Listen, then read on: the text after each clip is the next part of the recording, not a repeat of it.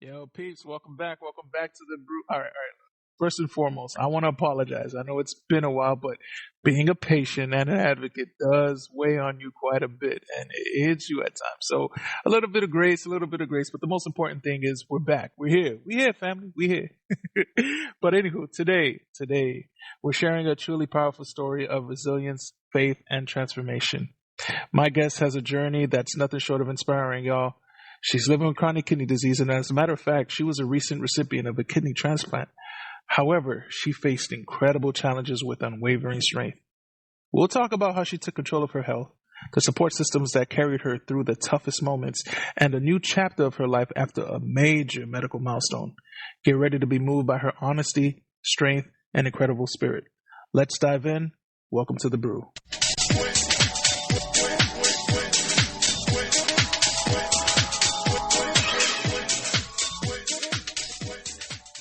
Welcome to Back to the Brew podcast. I just want to introduce to you guys Mrs. Ruth Toutoute. Ruth, how you doing today? I am doing great. I'm so excited to share.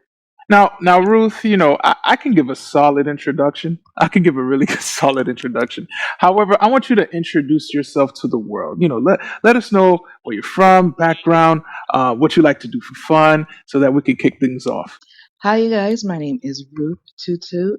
I am from Miami, Florida, specifically from North Miami Beach. Born and raised in the county of Dade.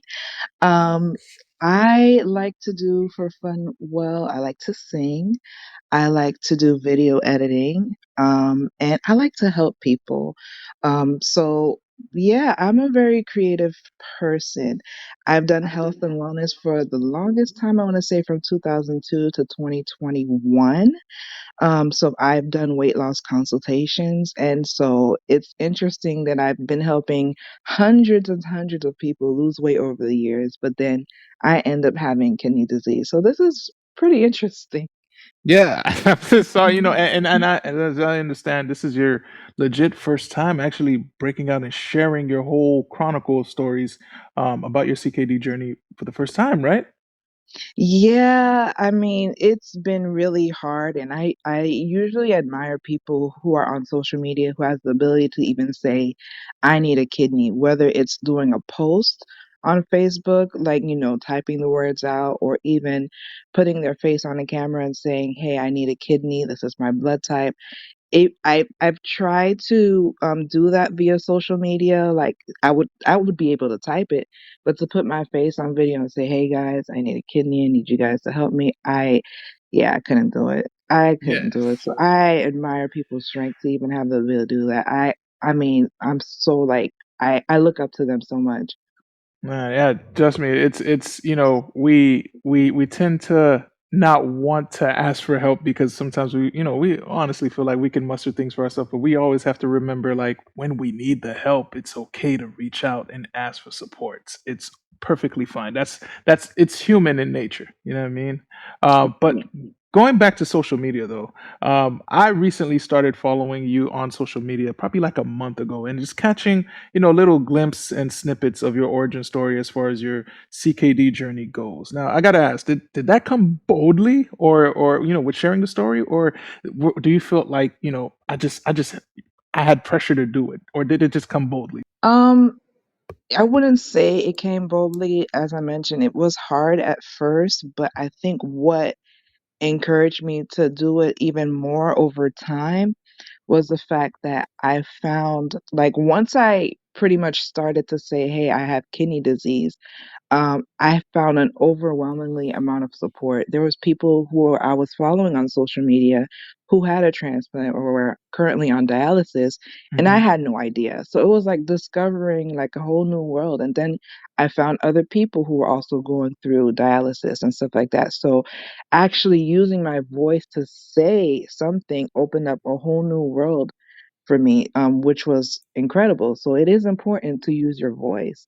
So Yeah. finding other people who are going through it, and I'm watching their social media and hearing their stories, and now we're able to exchange like certain things that we go through, or through doctor visits, or here's this prescription that helps with that. And so Right. yeah, it helps a lot. It helps a lot to share your story. Wow. Yeah, I definitely agree. Trust me, like me even sharing my story, that did not come overnight because I wanted to be the person just hiding behind the bushes and just kind of following certain people too. But then I just got encouraged big time because I felt like there wasn't enough of what I had to share out there. But let's jump right into your CKD story. Um, Wait, before we do that, I don't mean okay. to interrupt, but I do want to also say that for me, another reason why it was hard for me to open up and say that Mm-hmm. is because I was told to not say it. Oh, let's talk about that more. Whoa, whoa, hold on. Before we even pause for a second. And this is Um, the first time I'm ever saying it because I don't want someone to look bad because, Sure, sure. We're not. Well, look. All right. Look. but I okay. So I get that part. We're not going to be throwing nobody under the bus or anything like that. But let's talk about that. Were you truly discouraged to not share your story? I was discouraged immensely only because they were in fear of what people would think about me. They didn't want people to look at me in a negative light. And so it was almost, I'm trying to find the words to say it. You're suffering in silence. That's pretty much what they wanted me to do. And solely Mm. to rely on God to come through and help me and, just pretty much keep it to myself. They didn't want people to know that I was in need of a kidney or I was in need of doing dialysis and stuff like that. And I had to fight against that because I was like, first of all, if I'm in need of a living donor, how are people going to know that if I don't say I need a living donor? So it's like I had to rebel against that. And like I said earlier, like the moment that I did that, I found like an overwhelmingly amount of support through people. Huh. I'm still baffled at the whole discouraged to share your story. But you know what? I'll do you a favor. We'll come back to that because I have so much to say about that right there. Um, But other than that, let's talk about Ruth. Let's dive into your CKD journey. Everybody has an introduction on when they realized that CKD was going to be a part of their lives forever. Everybody realized, like this might have contributed it. For you, take us to the beginning. to the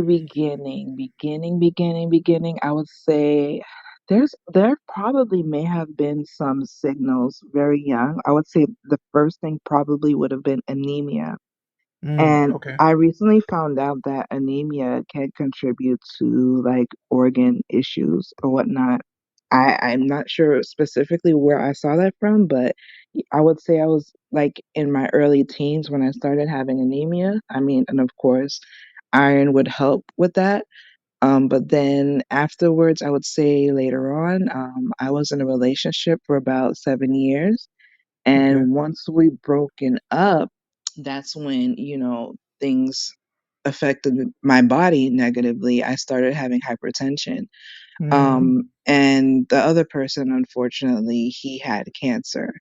And it was Oh, like all throughout the same time. Like when we broke up, it affected our bodies differently.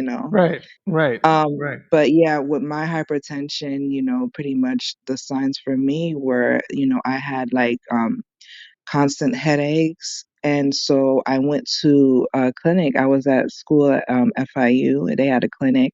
Okay. And, that's when I found out. I would say I was probably like 21 when I had hypertension and I started taking blood pressure medications.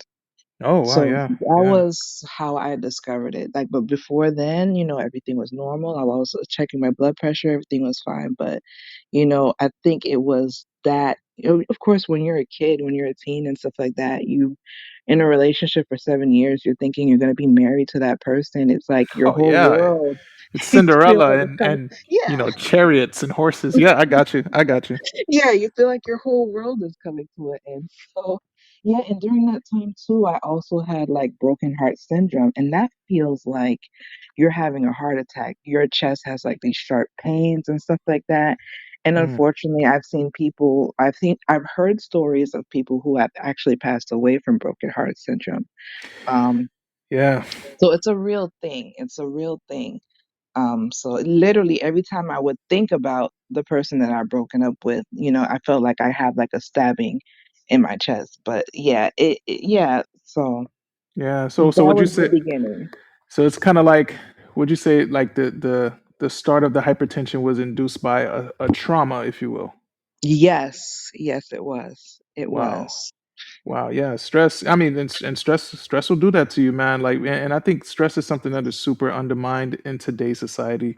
People actually battery pack stress to make it seem like stress is going to help us to keep going, when really it can be detrimental to our health. Yeah, I've always heard that stress is a killer, but not until I've actually experienced it.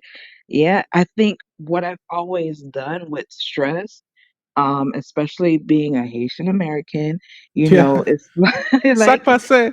it literally we're like we use like we face stress or challenges as if it's our superpower, like we could overcome, and we are resilient people, but at the same time it's okay to kind of like process things, and instead of processing we just keep going, and we carry it with us, we carry it within Mm, our bodies, we carry it in our back, we just take the stress with us and we keep it moving rather than unpacking things and processing things. And I think I do therapy now, but it's not until I felt like really, really broken, like my identity in a sense, like the way I view myself. Like people view me a certain way and I view myself a different way. And so the moment that kind of got broken, that's when I started doing therapy and was able to unpack a lot of things. And now, you know, I think that's what makes things easier for me to share my kidney journey now, to help other people. But before then, it was like I was carrying everything on my own. wow. Yeah, this message is brought to you by all Caribbean people. Please go to therapy. Just kidding, just kidding. Um, but yeah, yeah, again, stress, and that can be a whole episode on its own. Just because of how stress can be so impactful on our lives that we don't even we take it for granted. We take our bodies for granted in the face of stress. So you ended up getting high blood pressure, and you started taking meds. When did that? When would you say that high blood pressure just became too much for your body to handle, and you got your diagnosis? I mean, over time, I would say, like when I first had it, I would say, I mean, I managed it as much as I possibly could over time. Right. And then it became overwhelming when another traumatic event happened. See this trauma business, man. Y'all take notes, please. I'm sorry. Go ahead. I'm seeing it now. I'm like, as I'm talking to you, I'm seeing it now. Like, and I think that's what it is because, like I mentioned earlier, like I was doing the diet and exercise and stuff, but Mm, the management of stress was not the best for me. So it's diet and exercise is not the only thing you have to maintain. It's also maintaining stress and maintaining sleep. But I think the right. other traumatic event that happened was in 2014 because my father was going through dialysis and kidney disease. And unfortunately, in 2014, he passed away from it. And Oh no. so that was huge for me. Another world shattering event that happened for me. And so, yeah, around that time, it became, I think I was like around stage two around that time. So I knew that while he was in the hospital and I was being an advocate for him and taking care of him and so on, like my blood pressure sometimes was higher than his, you know? Wow. Yeah. It was. So your father was a kidney fighter as well. Did what did you see as far as his struggles in kidney disease? What I saw, um, there were signs, like looking back at it now, I saw certain signs. But he was also, I think he was taught to suffer in silence as well. And Man. yeah, because I think it's a thing of where they don't want people to feel sorry for them. And as far as me being his child, um, wanting me to have the ability to move forward and focus on school and studies and being successful and everything else. So, like he suffered in silence. But one of the major signs that I realized looking back is the fact that one day he came home and I heard his car being parked outside and I'm able to look through the window. I'm realizing he never really came inside immediately. So he's Mm, inside the vehicle and he's crying. And he's like wow. letting it all out, his emotion. He's just crying, crying, crying as if someone passed away. And I guess he sucks it up and walks inside as if nothing happened. Now, me being his daughter, I want to say, hey, what happened? What's going on? Right. But the relationship that we had was more, it was less of a father daughter and more like a, um I wouldn't say military, but he was very like, he taught me to be very disciplined and not be there for him emotionally. And Mm. sometimes if I were to pry in, he'll tell me to focus on myself, or don't worry about it, type of thing. And Oh. so I realized that, there was something that was going on.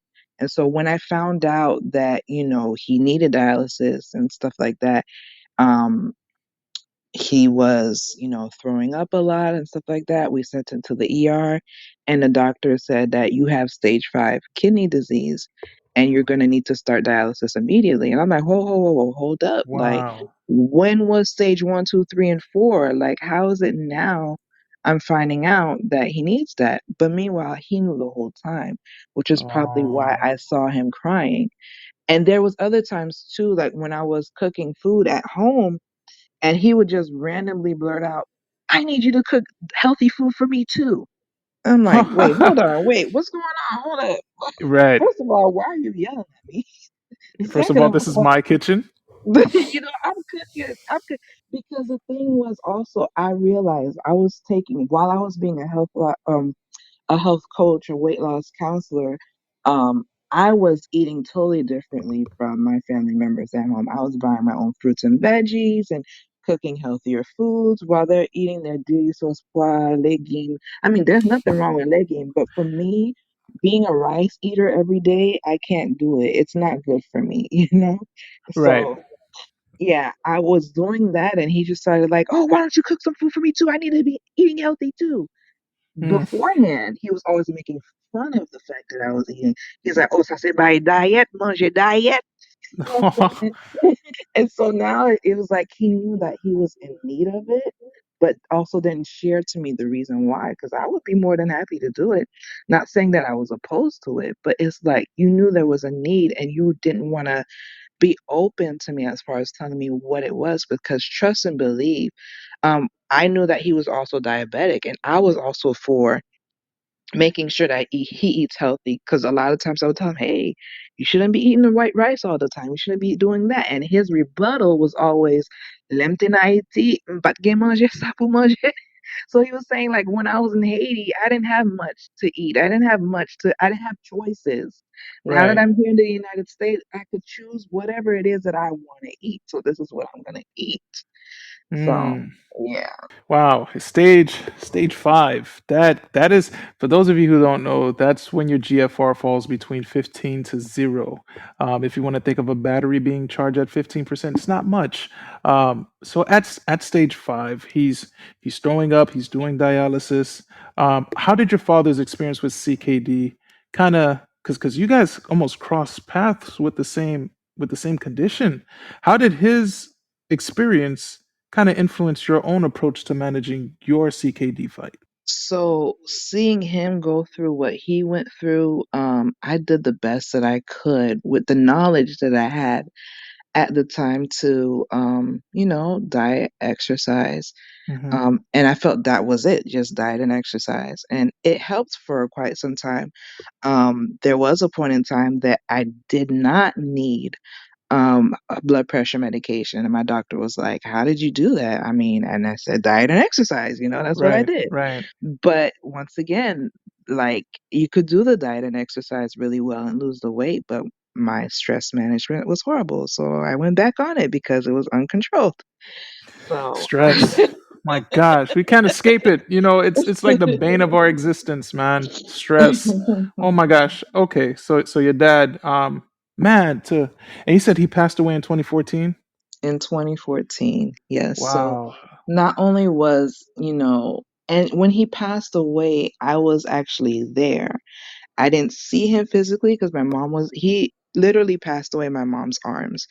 Oh, My mom works as a certified nurse assistant, and she pretty much was in the process of helping feed him and cleanse him, bathe him, and stuff right. like that. And that's when it happened. So while she was doing that, I was literally standing outside the door. And I mean, literally the same day that, she was doing that, my father, he always thinks about the future. And that's something that he's always told me. Always think about the future. Don't just think about right now. Live your Mm. life as if you're planning towards your future. So he literally always for years he knew where he was going to be buried. He had everything prepared. And he always told my mother to, like, while he was ill, like, to go to the funeral home, make sure everything is set in place. So when it does happen, that you're not going through a long process, because he had everything paid for. Even for my mom, he has everything paid for.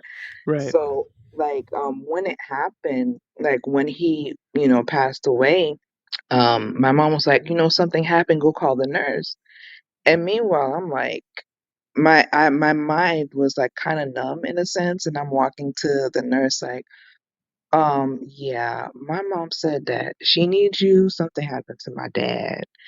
And then the nurse was Just like, like that. just like Okay. that. Hmm. And then the nurse was like, okay, give me a minute. I'll be right there.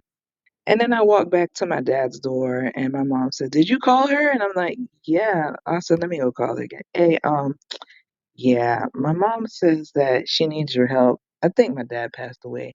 She's like, what? Why did you say anything? And she's running Oh my and gosh. stuff. But for me, I felt that it wasn't a big deal in a sense, because everybody was turning to me asking me, are you okay? Are you fine? Like, you're not crying and wailing and falling on the floor and stuff like that.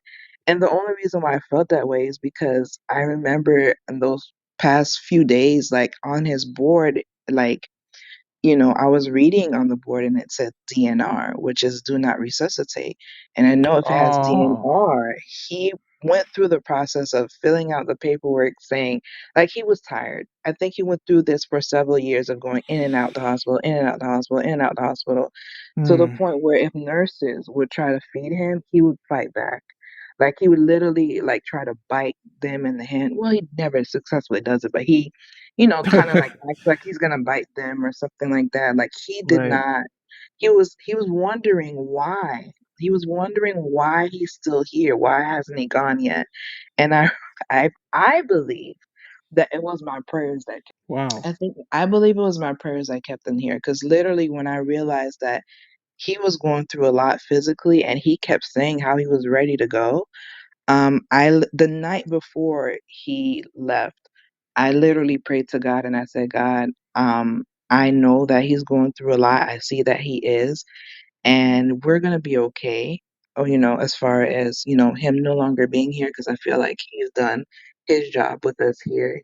Right. And so, if it is your will for him to go, I mean, only allow him to go if me and my family are going to be okay emotionally, about that. Because sometimes when people pass away, people could take it too hard and it changes the entire trajectory of their life. So, Sure. I prayed that prayer, and, literally, the next day he became, lucid in a sense, like, he was able to talk to us because he wasn't able to speak. He was able to Mm. talk to us, and he kept saying the word man, like he was giving me something. He kept saying here, like here, here. I don't know why he kept saying that, because he didn't have anything physical in his hand, but he kept saying here, here. And so, that was there's a term for that I've learned through, like, watching medical shows, where it's like you have that sense of hope that, oh, they're doing fine now. They're able to talk, have a Right. conversation with me, and then, a couple of hours later they go. So Wow. yeah, there is a thing where yeah, your loved ones have that moment of clarity, and they're able to talk to you as if nothing is wrong, and that's actually a sign when they're about to go. Oh, Yeah. truly heartbreaking. Again, condolences on that piece there. Um, Sounds like your dad put in a lot of fight to be around, but then he just ultimately succumbed to the reality of his hurt and pain, and then you guys had to experience that. And with your mom having him pass like right in her arms, I can't even imagine the magnitude of hurt that was at the hospital, man. So again, condolences to your family from that time for sure. Thank Um, you. yeah. So let's move towards now. When you got your initial diagnosis. Now, for me, I know that when I got diagnosed, they hit me automatically at stage 4, and I didn't know what to do. Um, when you got diagnosed, it was around stage two, and you Mhm. took your blood pressure meds. How did you? When did you notice the progression of your kidney disease? Did symptoms change? Did you start to feel a certain way? Like what happened that led to you ultimately, I believe, going on dialysis? Is that correct? Mhm. Yeah. So how did that process happen?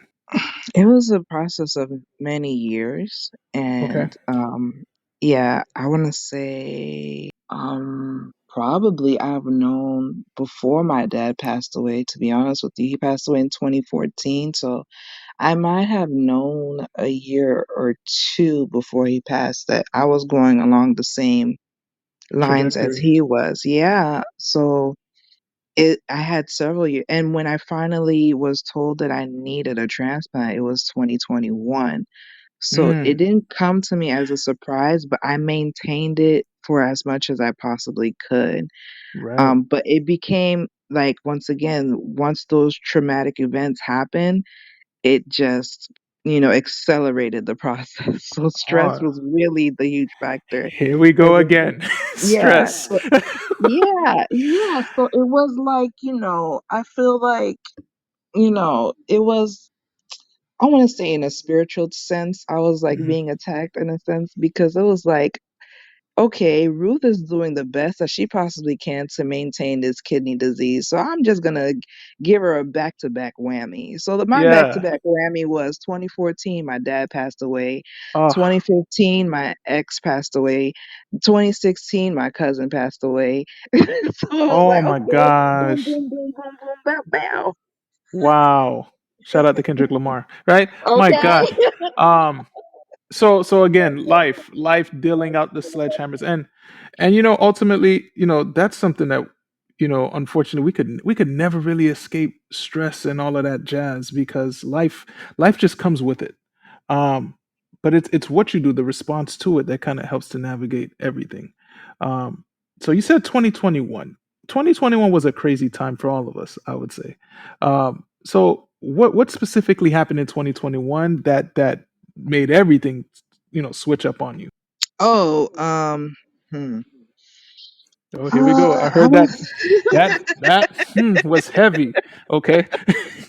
It Sorry. was. Oh, and okay, so we all went through the pandemic, and I literally met my husband now. Shout out to my husband. I met Hey. I met my husband literally in February of 2020, right before the world shut down. I met him 2 days after Valentine's Day.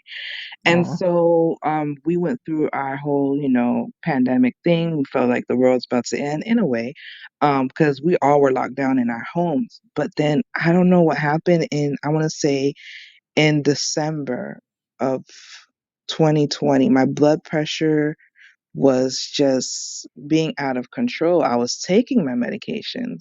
Hmm. Or was I? No, maybe I was running out of my medication. So I was probably doing something that a lot of people do, which is that you ration your medications as much as you possibly can. Yeah, I'm sure a lot of listeners has been there.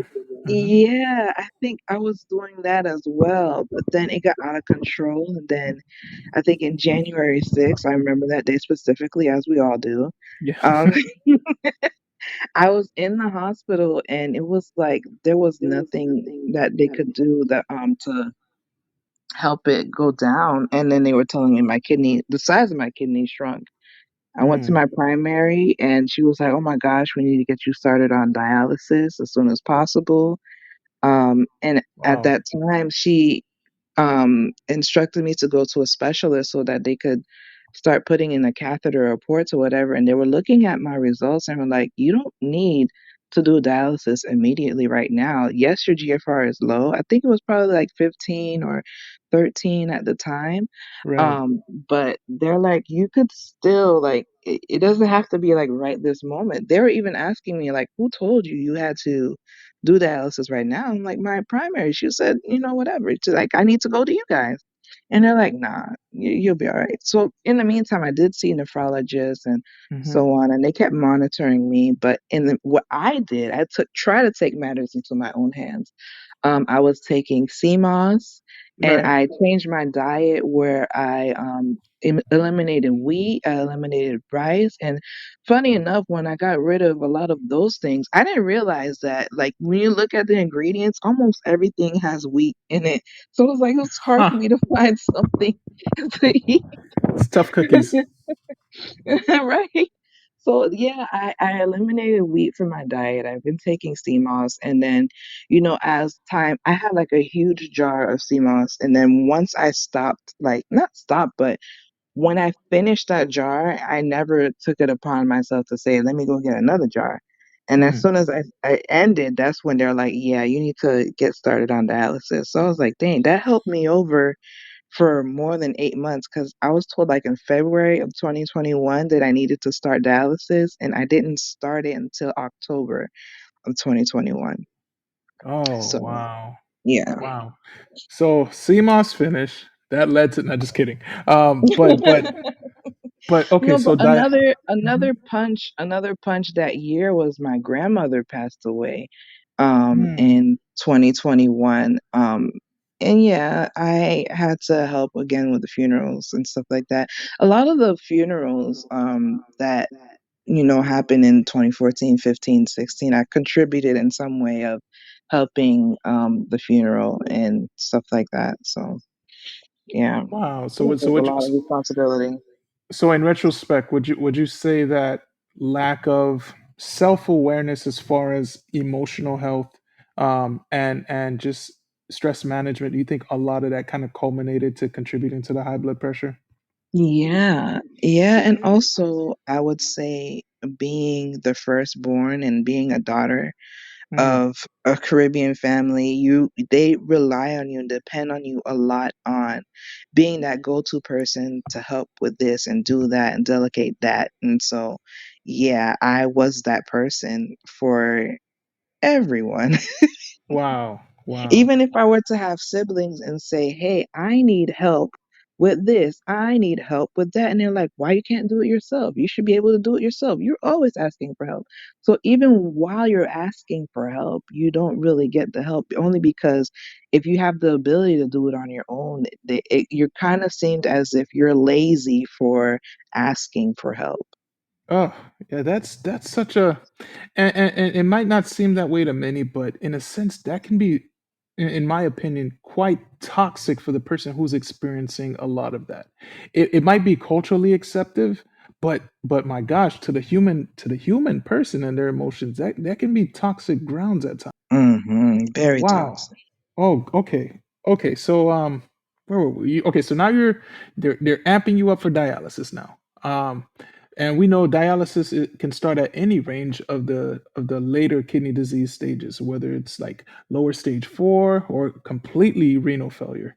Matter of fact, I had a curious question. What was your lowest GFR that you've experienced? Because I'll be honest, my lowest GFR that I've experienced was probably 11, at stage 5, and that's a whole nother story that I shared before. But what was your lowest GFR? Two. Two, like there's another number, like 20 something, or No, just two. Just like like two, three, two, one, two. like single digit two, like two. Single digit two. My Okay. birthday is on July 2. That two. Okay, okay. First of all, happy belated birthday. Thank you. Number two, or second of all, two. Okay, so like I have questions now. I have more questions. Because I know right now, me functioning off of 3/4 of a kidney and a renal stent, that stent is keeping me up in the 20s. But for you at a two, uh, how did what was the feeling like? Like, because I'm imagining energy levels, I'm imagining like eating habits, the metallic tastes, like, and you were on dialysis, right? So that was helping cleaning it Yeah. up. But if you were nearing to go back to an appointment on dialysis, what was the feeling like? Did you have energy? Were you able to just get up and move? Like, what was that like?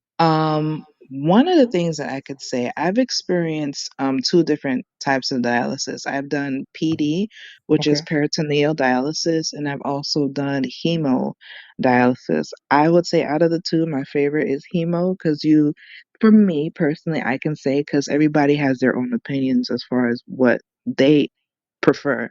sure. But for me, I prefer peritoneal dialysis because it's closest. to normal that you could possibly have, even when it comes to dietary choices. Okay. Hemodialysis, you're more restrictive. But over time, I've been losing a lot of weight.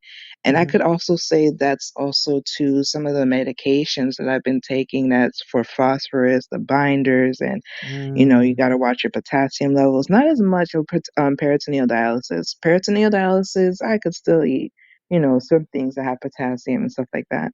right. But yeah, I was losing a lot of weight because I started to not have an appetite at all. So sometimes I was like trying to force myself to eat, but I was getting skinnier and skinnier. Like my normal weight range was between 160, Mm-hmm. 170 right before I started dialysis. And I was at 135 pounds Mm, at two. My wow. energy level was not all that great because I would be dizzy at times. So it's like I confined myself to a bed because sometimes getting up, I'm not for it. And also my dialysis, like my clearance, they had a hard time.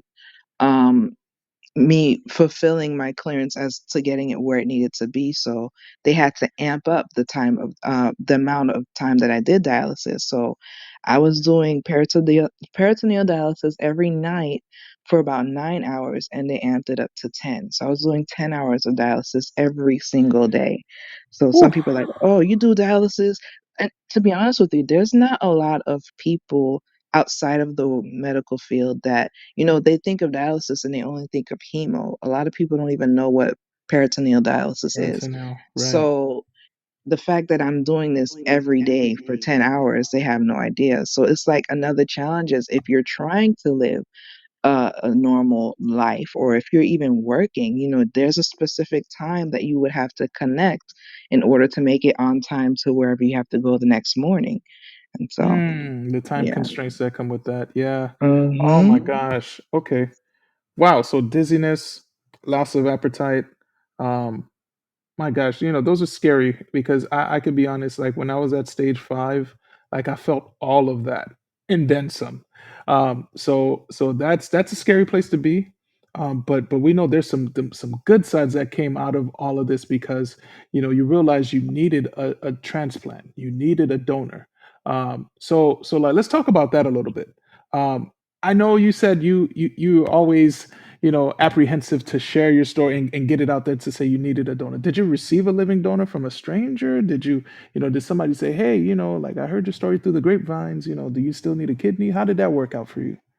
I mean, I would have loved to hear that because I know there is a huge difference between a living donor versus a deceased donor. From what I hear, living donors, they last a lot longer. And a Hmm. lot of people are not aware of the fact that when you do get a transplant, um, it doesn't always last so long, specifically if you're getting it from a deceased donor, which is Mm, what I received. Is from, unfortunately, someone had to no longer be here in order for me to live. I am eternally grateful to that person and to absolutely. that family, for having that person being an organ donor. But yeah, for me, it's all dependent on, well, I can't say fully on me because sometimes the body just does reject it. But I do the Mm. best that I can to take care of it. And, I believe we have about like 10 years. Me and this kidney probably has about 10 years. So I did receive it from a deceased donor. Yeah. Wow. Okay. Was that like a hey, Merry Christmas, open the box? Or I mean, it don't come in a box, but um, how that'd be super unsanitary, and I don't know who would have done that surgery. Let's not even go there because my mind already started to create scenarios. But what? So I'm assuming it was a call. What was that phone call like? Okay, so when it comes to dialysis, another thing is sometimes we don't sleep all that well. I try to, but for some reason that night I was still up at 4 o'clock in the morning and I got a phone call, which was kind of weird. Like, who's calling me at 4 o'clock in the morning? The number looked kind of familiar, and they were like, hey, how you doing? We're calling from the hospital, Yeah, right? scam So likely. right?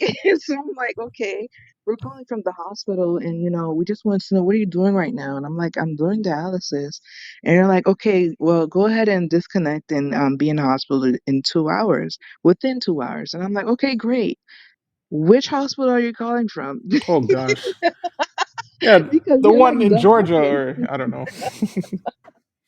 And I live in South Florida. I'm in Miami, and a lot of people are not aware of the fact that you can be listed in more than one hospital. Mhm. And I was told initially, oh, you can't be registered in more than one hospital that's within miles of each other. But I was enlisted in two different counties. I was enlisted in Miami-Dade and Broward. Right. So yeah, I didn't know which hospital was calling, so I had to verify that. But yeah, the call, my feeling about it was very surreal because I already knew at that point I was at two. My Mm. GFR was at two. So I was like, listen, mentally, I was already preparing myself, whatever is at God's will, I'll accept it because if I'm no longer here, hey, I have Jesus as my personal savior. I'm good. If I'm Mhm. here, I get to use the opportunity to help other people. So it's a win-win for me in my mind. But, when I got that call, I felt as if I won the lottery. I felt as if someone just handed over me. It took me several months to kind of come down back to earth, like this is really happening. Right, Even right. even as I was recovering from the transplant, and people like, congratulations, and this and that. I'm looking at the person like, are you for real right now? Is this, are you really like, Yeah. Ah, it, like I'm literally living in a dream. wow. Yeah, literally a dream come true because now you have a new lease on life itself. Um, Man, okay, so you talked about your faith. How has your faith helped you through the challenges of dealing with CKD, post transplant and maybe pre transplant? Oh my goodness. My faith was everything to me. It is my foundation in the fact that, you need to, when you're going through this, first of all, like, I know when I was in dialysis, as far as in the center, doing it 3 times a week, doing hemodialysis, mentally, it was a challenge because I was the youngest person in the room. So you're seeing a lot of the other people who are a lot older, and you're thinking, certain illnesses come with age and stuff like that. But Mm, if you're the youngest in the room and you're seeing other people, now you start thinking about, why did this happen to me? How did this happen to me? And you get depressed because you don't have other people that you can relate to you, or you can't, so the fact that it's important to be surrounded by people so you don't feel alone. um I'm sorry. I need you to go back to the question because I don't want to Oh yeah, no, no, derail sure, myself. sure. Yeah, definitely. Yeah. I mean, we're talking about your faith here. Like Yes. how did your faith, get you through those challenges with Yeah. CKD? Mm-hmm. Yeah. And so yeah, I've also, like, having to need to share what my blood type was be positive, which is crazy enough. That was the mentality that I needed to be positive. um so that was like sharing what I needed, telling people what my blood type was, and people are saying, "Oh yeah, I'll pray for you." Me personally, hearing that, "Oh, I feel so sorry for you, let me pray for you," I was like, "Yeah, yeah, okay, great, but I need a kidney." Um, Right. so Help me out. Help a brother out. yeah, I need a kidney. Like, yeah, thanks for your prayers, but I need a kidney. But to be honest with you, in retrospect, looking back, I feel that prayer was the only thing that truly helped me. Mm, I'm a firm, firm believer in prayer. I'm a firm believer in having faith in God, because I know that without faith, it is impossible mm, to please God. So I mm, needed nothing but faith, and faith is the substance that is hoped for and it's not seen. You mm, cannot always tangibly have it there available, but you have to just believe. right. And so, I mean, I felt that literally I was right there, like you said, at two. It's literally like when your battery is at 2% and you're rushing to have your phone charged. That's exactly where I was at. And I felt that God literally came right then and there and said that, your life has purpose, and you have to now share to other people, like tell other people what I've done for you. And having that faith, I really do believe that if people just have faith and also have be surrounded by people who have faith, I mean, it's no limit to what can happen. It's no limit. I mean, but being isolated, being to yourself, not having encouragement, that brings you in the opposite direction. And then not only that, where's your mindset at when you're by yourself, you know? Mm. So it's, yeah, faith is everything to me. Nice. Now you did mention community and then being feeling isolated and being by yourself. You did also mention your husband. How impactful was your husband throughout the whole thing? How supportive was he Oh my in your goodness. journey? Oh, here comes the tears. I know. I know. Uh, my Shout out to your husband, by the way. shout out to my husband. I'm telling you, because before I met him in February of 2020. Before I met him, I was single for 14 years. So that was another thing with me and God and having, faith, because I was like, I was in a serious relationship before for 7 years, and my mentality was always, if I'm going to be with someone, I want to be married with them. I want it to be a serious relationship. So in this world of dating, it's not the same as it was in the 90s where, yes, no, maybe box type of Oh, stuff. 90s was peak humanity, man. It was before technology and social media. But it's like now everything is, very casual, and it's not even, people don't want to establish whether they want to be with you or not, but it's everything is with benefits. So it was Mm, like, listen, God, listen, I don't think I'm gonna be married or whatever, because I can't. There's only so many times that I could pray about, finding someone. And so once I just, let all of that go and not really focus on that, I focused on me, I focused on my happiness, I focused on what I wanted in life and stuff like that. And once I started getting into the rhythm of that, and then boom, there goes my husband, he shows up. And so at that point, when I first met him, I wasn't really trying to like hold on to him like that. It was more so of me trying to find a reason why he shouldn't be with me. And mm. and every reason that I kept giving him, including telling him, "Hey, I have stage 3 kidney disease." He was like, "Okay, we're gonna do this together." I was like, Unfazed.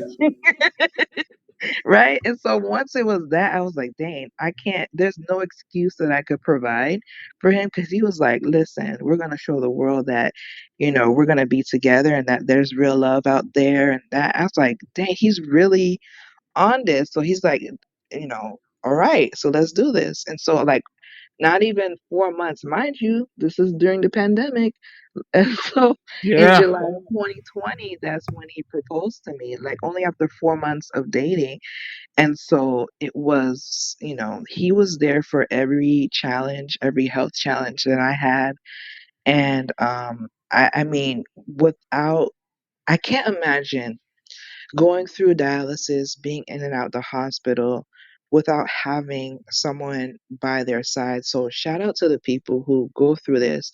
Um, I wouldn't say necessarily alone, but they have the family members, they have the support. I would say shout out to the people who, you know, take on the fact that they are caregivers, whether it's husbands, wives, mothers, fathers, relatives.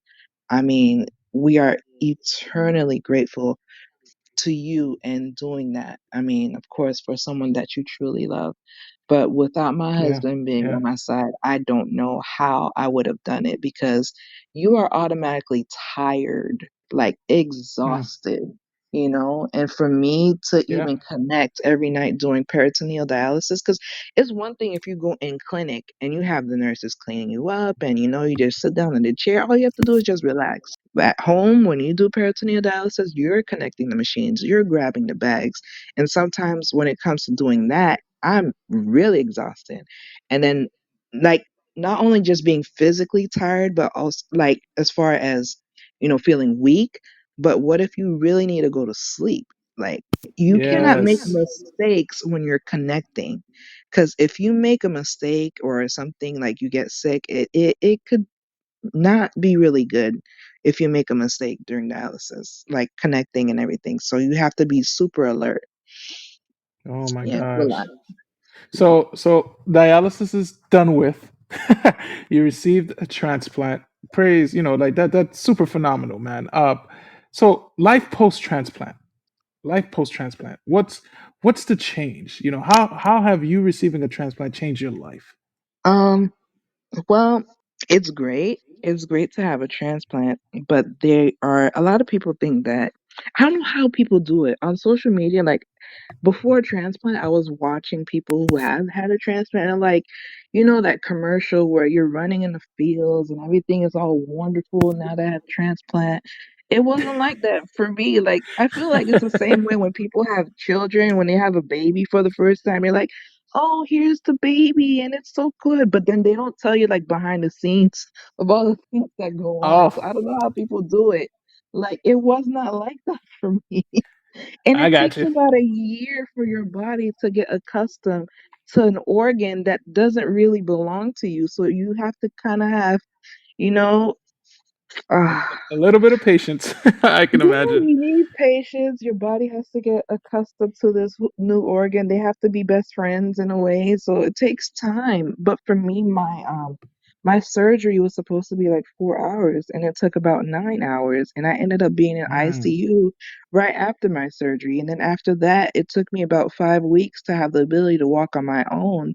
It Oh was my a gosh. huge transition, and it's not until probably 2, 3 months ago that I started feeling like myself again because it's a huge adjustment to get used to this new kidney. And next month, I'm gonna say is my kidney transplant was on September 8th of 2024, so I'm about to be a year.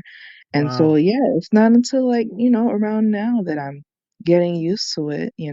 But Wow. it's the constant doctor's appointments. You have to still stay on top of that, doing your blood work, making sure you're eating the right things. And also, I was in quarantine for 3 months post transplant. So you're very cautious of, who's around you.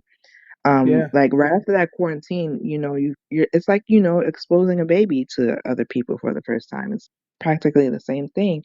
But yeah, I've had like infections and stuff and from children.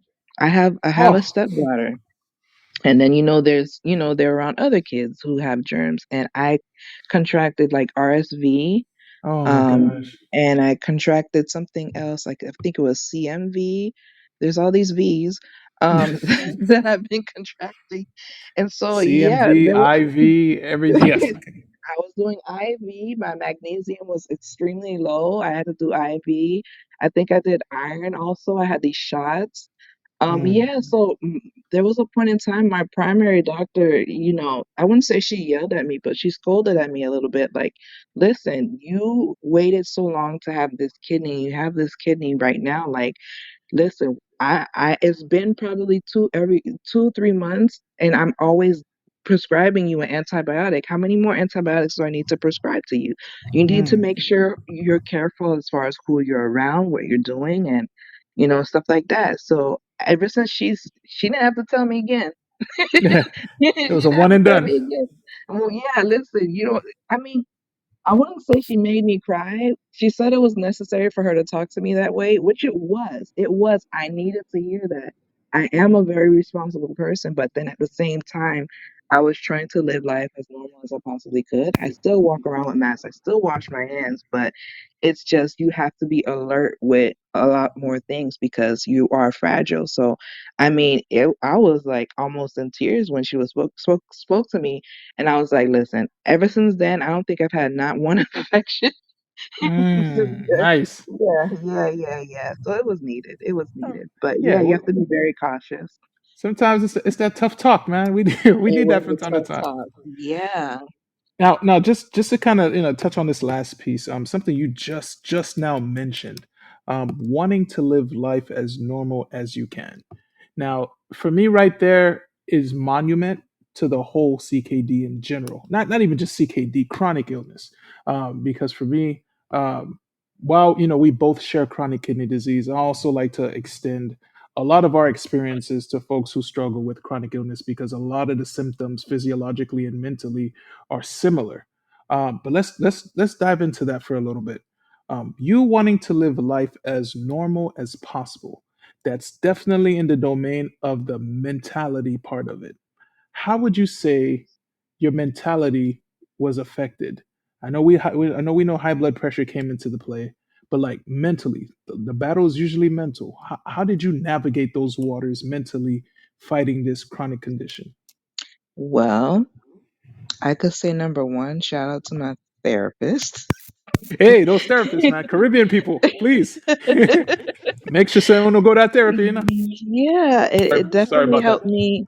Sure, yeah, no, it definitely helped me face myself in aspects of where, sometimes, like for me, I am that, what do you call it? I wouldn't say people pleaser, but I know I'm a good person.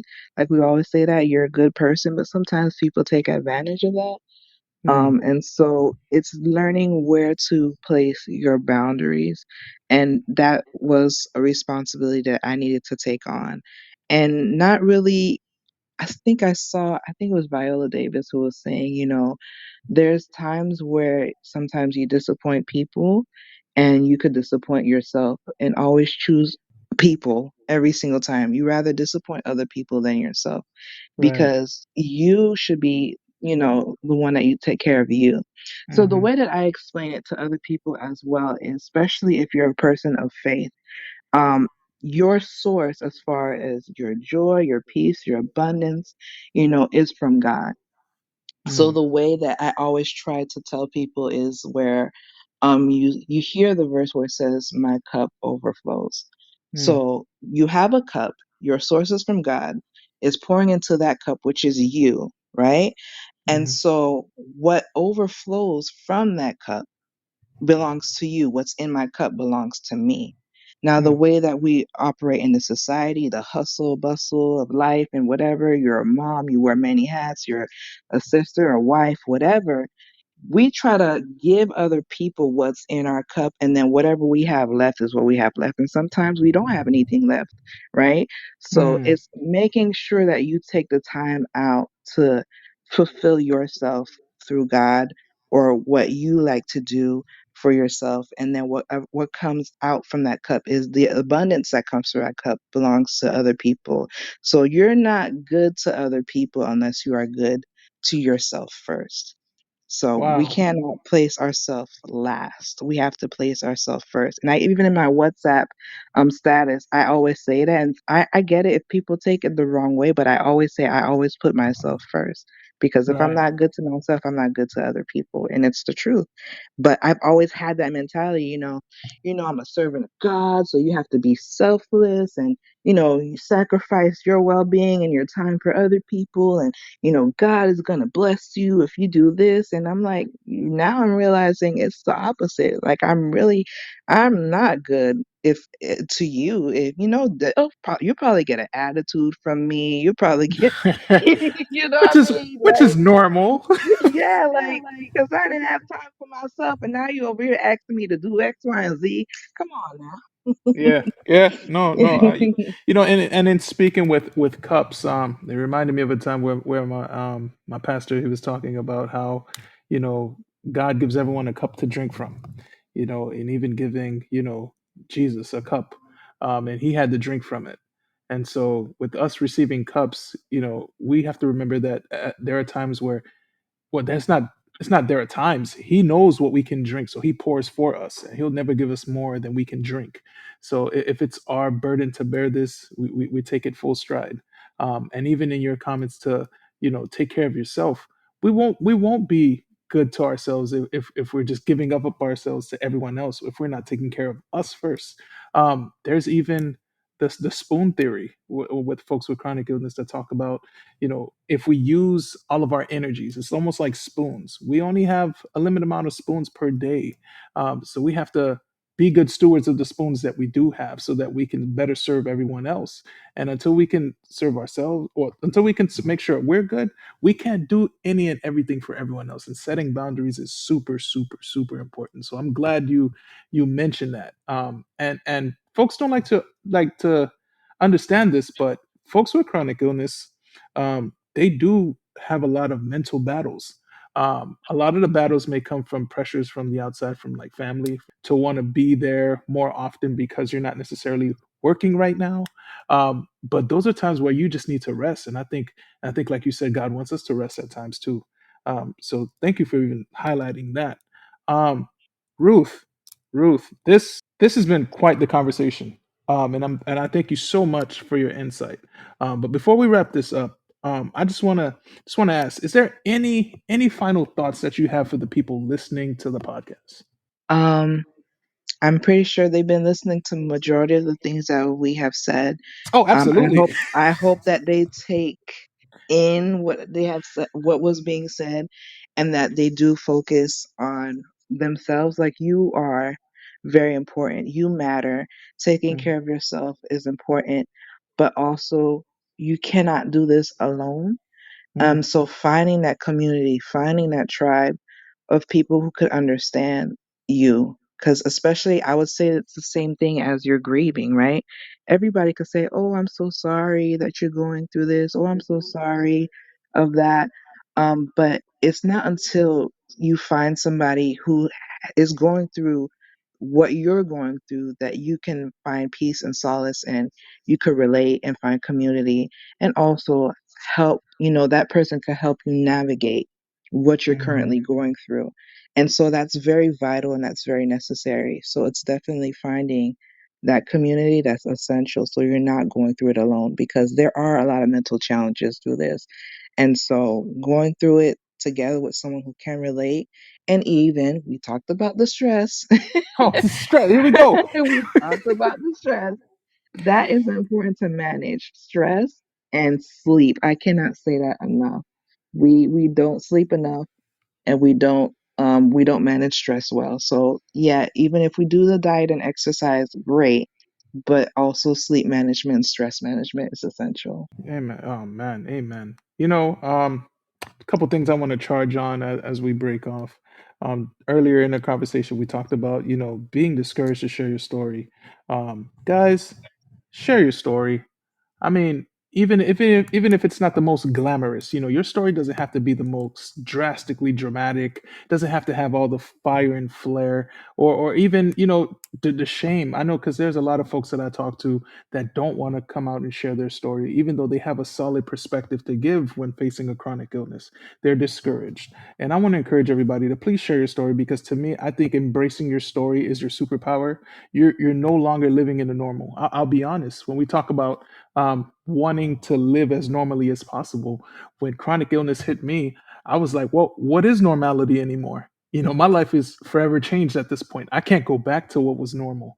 And so embracing your superpower, then going out to share it to people who need to hear it, because there's a lot of people suffering in silence, that you just might be the hand right next to them that can give them the courage that they need to be bold about their illness as well. I know there are a lot of times where family members can discourage. Family members can be like, oh, don't bring shit. That was a real conversation one time, Ruth.